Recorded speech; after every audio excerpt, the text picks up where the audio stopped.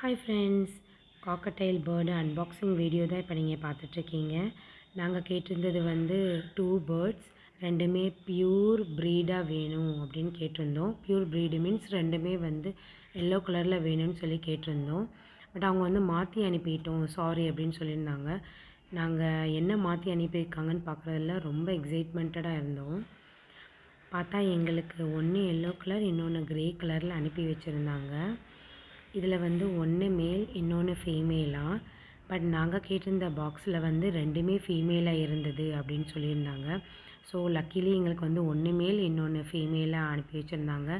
நாங்கள் கேட்டு 4 வீக்ஸ்க்கு அப்புறம் தான் இது எங்கள் கைக்கே வந்தது.